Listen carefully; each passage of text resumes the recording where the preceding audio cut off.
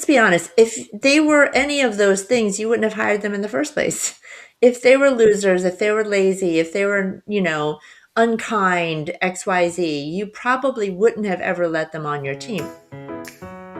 Hi, I'm Cheryl Medeiros.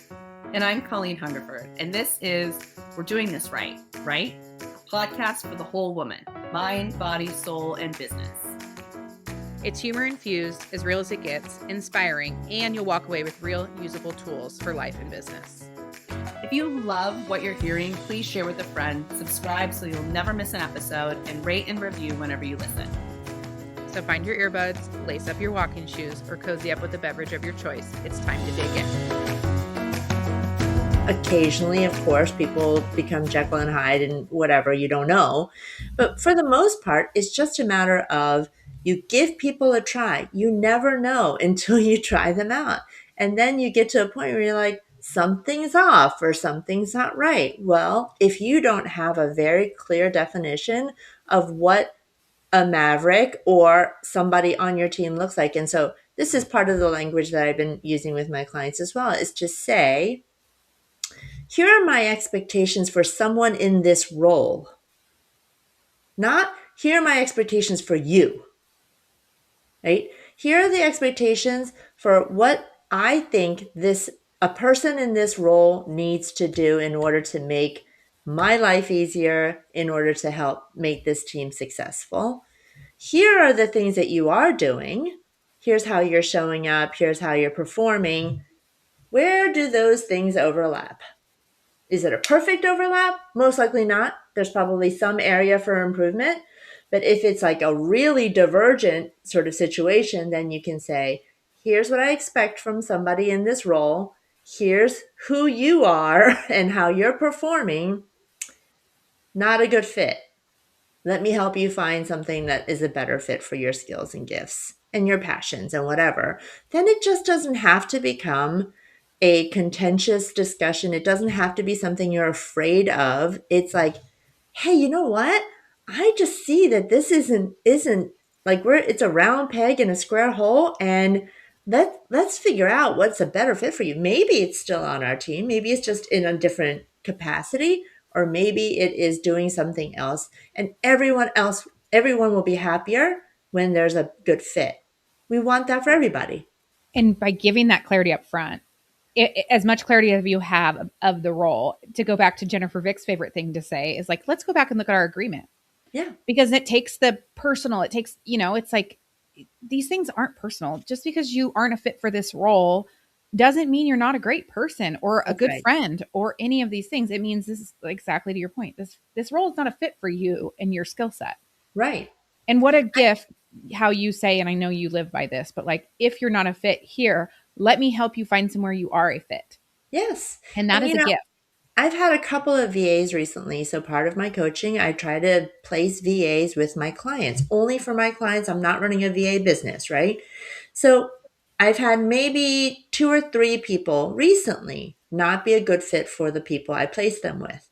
One, I was able to replace with or rehome with Cheryl. And I told her, here are some of the red flags. Here are some of the things. Please, see if this is a good fit for you. If not, then we move them on. But there are a couple of people I've had to say to them, and I sat with it and I was kind of hemming, you never want to be the person to say, I don't have anything for you. You're not a good fit for this. And most of these people that we're working with are really eager to work. They want to have a job to help take care of their families. So it's hard to say, I don't have anything for you, but I have been able to say, this industry might not be a good fit for you. One VA said to me during her sort of exit situation, I wish I had just been given more time. I wish I had another month or 2 to pick this up. I said, we don't have that kind of time in this business. And if you need that much time to pick it up, this isn't the right industry for you. I am sure you'll be successful in some other industry. You have a lot going for you, but real estate might not be it. I tell people, when I interview them, real estate agents, first of all, are The very worst. busy.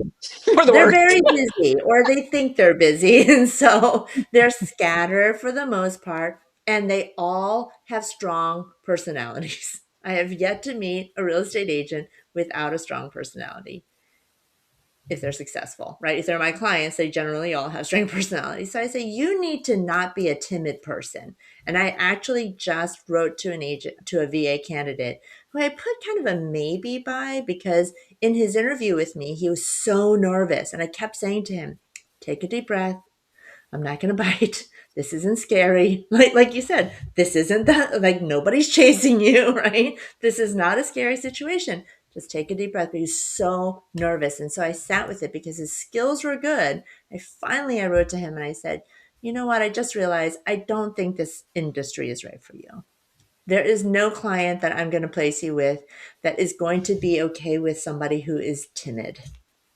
And so, but it made it really clear because I know what it is that I'm looking for. Yeah. And then I was able to tell him it's not because you don't have good qualifications. It's just that you don't have the right, like, sort of makeup for this business.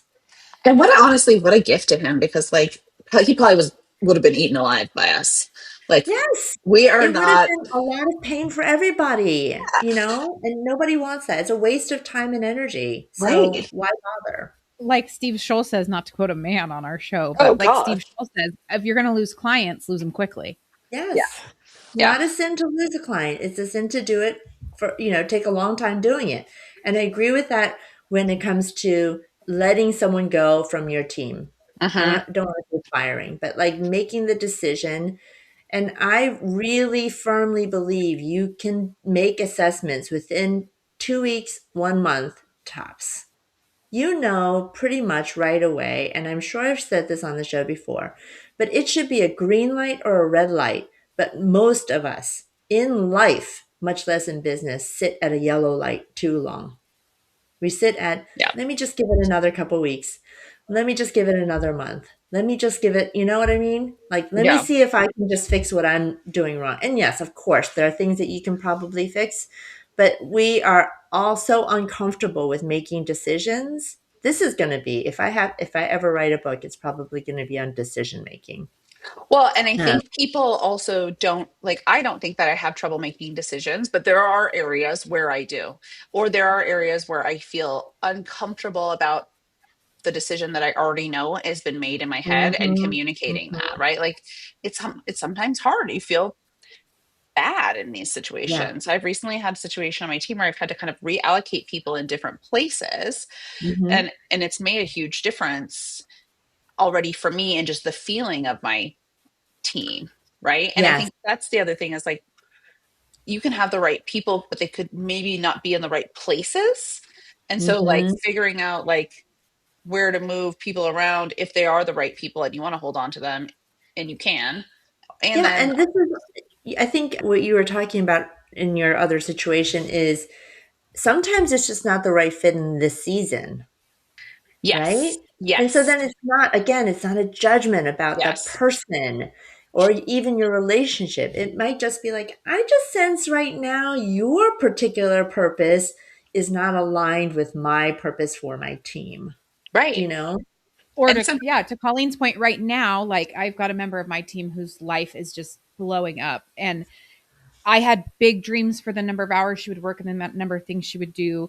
And that's not right now for her life. Mhm. And I'm so supportive of that. I'm a human and I am compassionate and I love this human. Okay, so you're really good at doing X, Y, and Z, and it doesn't take you much work, and you can do it after your kids have gone to sleep, and it's a little bit of guaranteed income for you. So, like, now this role looks like this. It doesn't look Yes, like what I initially envisioned it would look like, but right. it looked like over here. And then thankfully, I now have someone over here that costs me less money, frankly, that can do some of the things that were in my mind going to be in this role. So it's just a Right. change of duties, change of responsibilities, a shift in this season. I think And also the thing I've been learning is like something that I'm notoriously good and bad at. It's good. I'm good at it, but then doesn't end up well is I can see potential in people. And sometimes I see it before they can see it for themselves, or I want it more than mhm, they want it for themselves. Like I'm mhm, like, oh mhm, my God, you'd be so good. You've got everything, blah, blah, mhm. blah. But you can't force that with people. Nope. To your point of like seasons, right? If they're having a rough go right now, they might have the perfect, sphere. They might have a great experience. They might have a great personality. But like, if they can't, to everything you're saying, like do X, Y, and Z requirements of the team or the position, or whatever, then right now is not the right time. But that's hard. Like, I mean, Yeah. I'm like, oh my God, you've been so good. Like, what, why, what? And then I'm like, I want to help them. I want to help them get there. But it's also not my job to want it Yep, for them. exactly. Like you said, you can't want it more than they want it. And if you did, or if they wanted it as much as you, they probably would be running the Joe Schmo team Right. Yeah. instead Exactly. of on your team. So that's the Right. other hard part, is realizing that like we're not going to get, if you're in a leadership role and you've climbed and you've clawed your way there, you're likely not going to have other people on your team that are that same level of ambition and grit, because if they were, they'd be doing what you're doing. Yeah. And you, Colleen, I think you brought up something earlier that reminded me that part of why you need standards that are written down and everybody understands is because you cannot hold one person to a different standard than another in order to have an effective team. I talked to this agent years ago who told me that she was always showing up for the team meetings, but other people weren't, and it was pissing her off, right? And the team leader didn't hold the other members accountable for it. And so what ended up happening is this one person who was really showing up, like in many ways, physically and otherwise, was just feeling resentful about her position on the team and how everyone else was treated because their split wasn't changing just because they didn't show up. Their number of leads wasn't changing, et cetera, et cetera. So you have to be able as a team leader to really like have those written standards and say, ugh, I hate to do this because you're performing so well over here, but you're not doing the things that I said is mandatory for everybody. And this person is, and that's not fair to them. And if I don't fix this, it's just going to foment resentment, right? And culture is important to me. And, culture beats productivity, right? So if this continues on, then our team is going to devolve, and I'm not willing to do that, even though you're performing really well. And Well, and so, then that gives them the opportunity to change their behavior and bring it up to snuff, or or not. m- make the Or hard not. choice. That's And right. it's so important because, I was on a team previously, and there were times where we would be like, agents would get hired to the team, and as a team, we were like, what the hell? Like, what is that? Right? Because Hmm. we felt like there was some sort of standard, but then these like randos would come in and we're like, what was the thought process there? Like, and then to your point, like then the whole the culture of the team starts to crumble, and then people leave. Yeah, Like that's just how. And the higher producers or the higher achievers or the people who are like, those are the people that are gonna leave, not the people who that's are right. like bloody dying around. Yeah. And really, those standards that I talked about, your mission, your vision, your brand, your team expectations, they formulate your culture. And if you're not rock solid on those things, then your culture doesn't actually matter. People talk about culture all the time. And I'll go back to when I first started at Compass, actually. The recruiting people came to us and they would vet certain agents that they were looking at, right? They would say, what do you think about this agent? You've done a few deals with them. And I remember one time they had a candidate and I said, absolutely not. Hard no. She's mean. She's mean. She yelled at me during a transaction. She is just not a nice person. And they're like, okay, great, great, great feedback. Well, it's so interesting because, like 3 out of the 4 people we talked to say she's great, and you're the only one saying this or whatever. And I was like, okay. And so then they came back and said, are you sure? Are you sure? Like, because we really want everybody else seems to be okay with this person. I said, look, you have to do what you have to do. I understand that you have certain measures that you need to, goals you need to meet. But if you hire this person, I will just know that all your talk of culture isn't worth anything. So you do what you have to do. And they didn't hire her. And kudos to them for that one. I'm sure there are other occasions where, someone to listening to this might say, well, But in that case, I really just said, like, that's fine. You do what you have to do, but then I know that Mhm. this doesn't mean anything to you, what you say, You're right? so So, persuasive. well, and that's what ultimately you're saying as a team leader. Yeah. You're communicating all the time what your priorities are.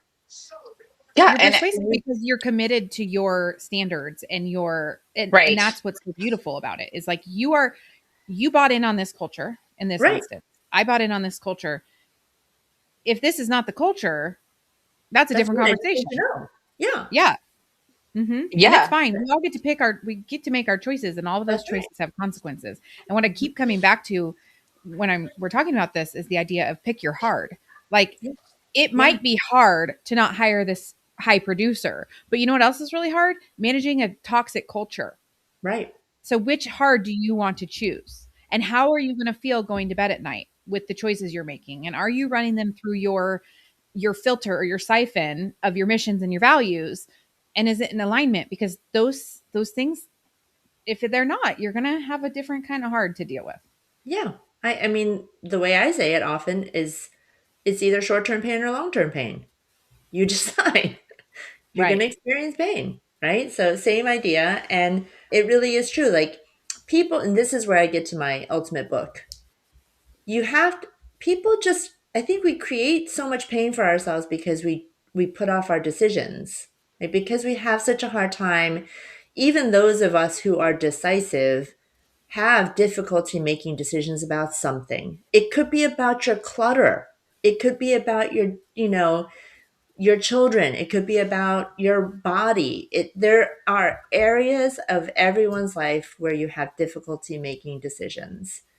So you just have to know what your priorities are in order to make the decisions easier. And I will tell you, just going through my 2026 business plan this year and adjusting my vision, because previously I had one vision, and then because my mother and my father-in-law passed away and we no longer have any living older people that we have to take care of, that changed the trajectory of the next 2 to 5 years. And I shifted my vision.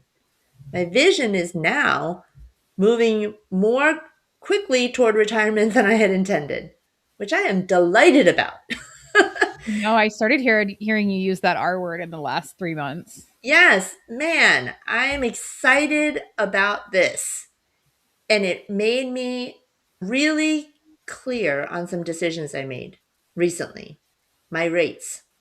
I increased my fees because I am moving closer to, I'm not looking for a lot like 10 years of business at this point. I have been turning down more occasions to travel and do lead generation because I don't need as many clients. I have started to limit the number of clients I have per day because I did a terrible job of planning my January and February and I over scheduled my days and I was exhausted.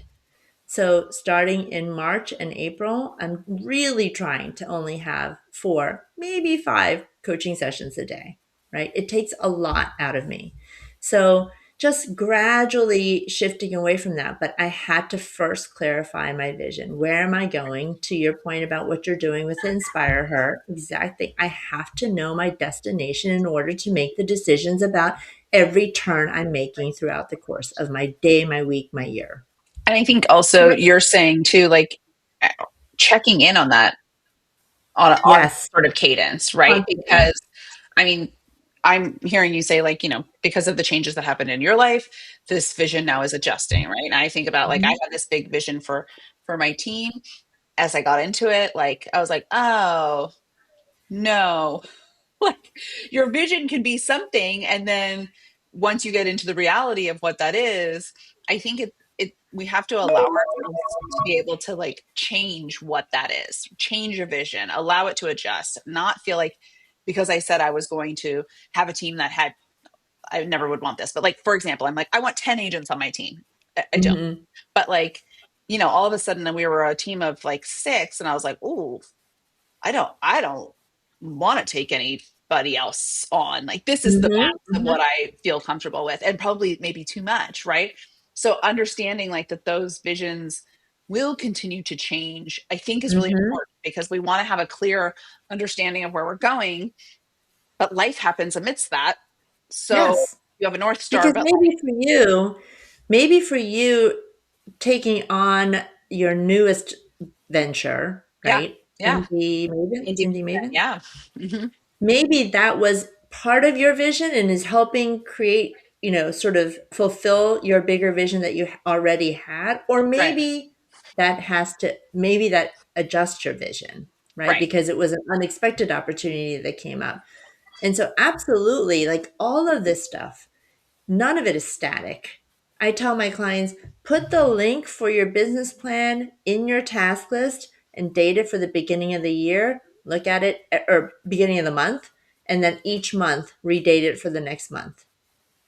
I have several documents that I check in on every month and I look at, just like you would your bills, right? You don't like set your bills on auto. I Yeah, I know, do. so boring and Yeah, I awful. Actually, do. I don't have anything to do with that. Listen, it's my least favorite topic, but I do have a task on my task list that says, buy, sell, whatever you need in order to pay your bills for the month. And I deliberately don't have things on auto pay to force myself to check on those. Mm. I Yeah, I I wish wish have everybody automated did. mine. everyone watched YouTube, because when Susie said this, Cheryl and I's faces were like, I know. "Gah!" Like, You both like whoa, we threw up a little bit. I missed. have automated all my bills and it Yeah, is a problem because yeah, I Yeah. don't look like 3 months may go by and I didn't even check the credit card balance. I'm just like, there's automatic payment coming out. And I'm like, oh shit, probably should have looked at that. And I I'm know. paying unnecessary interest, yeah. but I just didn't bother to look. We So just yeah, had, I need to add this those is to a my total calendar, my task list. total sidebar, but to your point, is all David sent me a text today and it was like, do you know what all these charges are? What all these foreign exchange charges are? And I was like, and I put it into the bot and they're like, that is a fraud. And they're like, that is a beach club in Nice, France. And somebody's been charging like $15, like repeatedly, like 15 or 14. And They're I'm like, getting day access on your card. Yeah, but not big enough to trigger anything, right? or I love that Chase thought that I might actually be at a beach club in Nice, and they were like, "This is a normal charge." I was like, "I love that, love that vision you have of me, This Chase." is on brand for This You is saw on, Colleen. France on your vision board this year, yeah, Colleen. We're sure yes. it's not Chase is fraud. like, it's fine, but yes, to your Okay. point, like that's David. All of a sudden was like, "What the heck is this?" Because I don't really. That's not my purview in the way we've Mhm. delegated things, and he's like got some stuff on auto pay. But here we are. Now we have to like Yeah. probably get new debit cards and all that Do bullshit. Anyway. you remember the episode of Friends where Monica had someone that stole her credit card and she ends up like she's living this life that Monica wanted to live. So then she joins the same dance class and like she starts hanging out with this lady. My kids are watching Friends right now, which by the Oh way my is god. probably Funny. way too mature, but they're gonna learn it at some point. Oh my god, that's Yeah, so that funny. was a really Yeah. fun episode. So I'm gonna go to Nice, France. I want to I go know wherever we my should card's go to this being beach club. I mean, That's if I'm hilarious. getting go. charged for it, I should go. To Anyway, bring this back though, sorry. this is just a Thank you, great Susie. reminder. No, this is a great reminder that nothing in your life should be on sort of set it and forget it. I hear this from Right. clients like, can I do something here to set it and forget it? And I say, no, I don't want you to. I don't want it to be automated. I don't want things to be like on repeat all the time. I don't want you to like check out of what you're doing because if you're not in it at least a little bit, then you're not going to be intentional about it and you're probably not going to do it, you know? And something is going to slip. Yeah, So, somebody's going to be stealing money from your account and enjoying yeah, their time in, and Or, and I mean, then I in was you're in your paying France. best life. $50 a month to American Airlines for internet, Oh, unlimited internet on the airplanes. And then I yes. got the Rocket. Rocket money and it was looking, and I'm thankfully they refunded me like 500, $600. I'm like, I didn't even have any idea that this was Yes. happening. Rocket And money, I mean, sidebar, absolutely. I saved thousands of yep. dollars Hmm. of subscriptions that we didn't know. We still had trials that you just forget to cancel. And a Yep. lot of people will refund you. Some Hmm. people That's won't. good. Adobe. Oh, boo Oh, Adobe. Yeah. boo. But And bizarre. Amazon, the worst. AWS, terrible. They won't refund you. Google also won't refund you, but other people will. American Airlines, shout out. Keeping an eye on. Yep. Amazing. Mhm. Okay, Susie, what are your last for this episode words for us? Like, I didn't want that to be so weird and final because you're going to come back. But okay, so what are we taking away from everything that we're chatting about today? So we want to make sure we're always clear on our vision, Your our vision, your mission, your brand, and your team expectations if you have a team. And I would say you should have expectations even if you don't have a team. You are your team, right? yeah, yeah, And this is a good use of AI. I don't want to constantly promote AI, and I have been. I will say that I stopped using ChatGPT. I am now using Gemini, and I'm probably going to try other things, but use it. Like brain dump all of your ideas and just say, I want a mission statement, a vision statement, a succinct set of brand characteristics, and what I would give to any team member for my expectations, and then just really rework them to be as succinct as possible. AI is very wordy always. So, and give it the direction to say, I want these to help me make decisions. yeah, All of this is in the for the purpose of helping you make better decisions, helping you make clearer decisions, helping you to make decisions much more quickly. There's a quote that I use in one of my presentations, and I can't remember who it's by, maybe Peter Drucker, but it talks about how decision making is so much easier when you have systems, right? And this is nothing more than setting up the framework for your systems. You first have to have standards before you set up your systems. And then you have to review.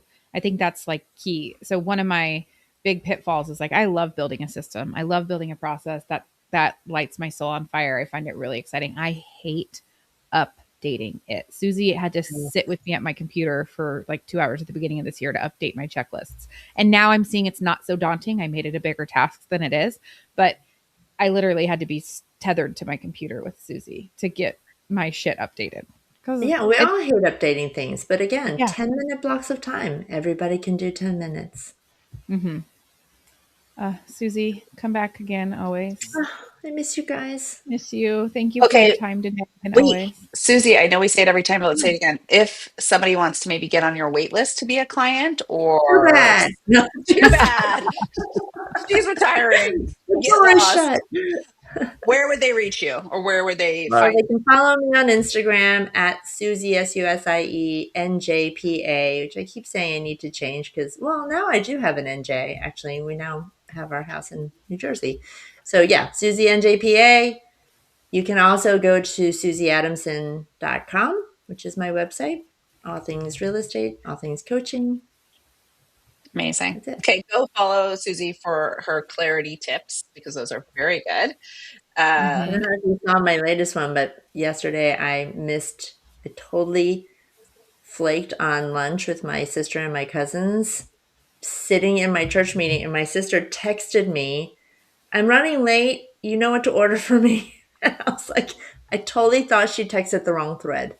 Oh my God, I was that's like, so funny. I think this is the wrong thread. Did I forget something? Like, what's happening? And she's like, we had lunch scheduled. You chose the date and time.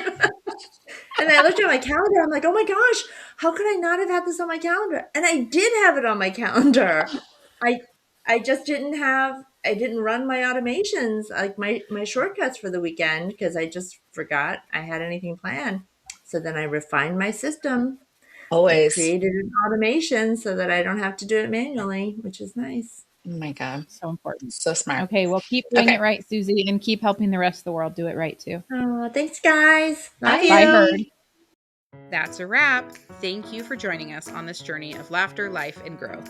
And remember, you're not alone on this path to success. We're right here with you every step of the way. Please remember to hit that subscribe button so you never miss an episode. And if you found value in today's conversation, we'd be thrilled if you would leave us a review on your favorite platform. Your feedback means the world to us. And don't forget to share this podcast with your friends, family, and anyone who could use a good laugh and some practical insight into navigating the challenges and triumphs of our minds, body, soul, and business. Remember, we're doing this right.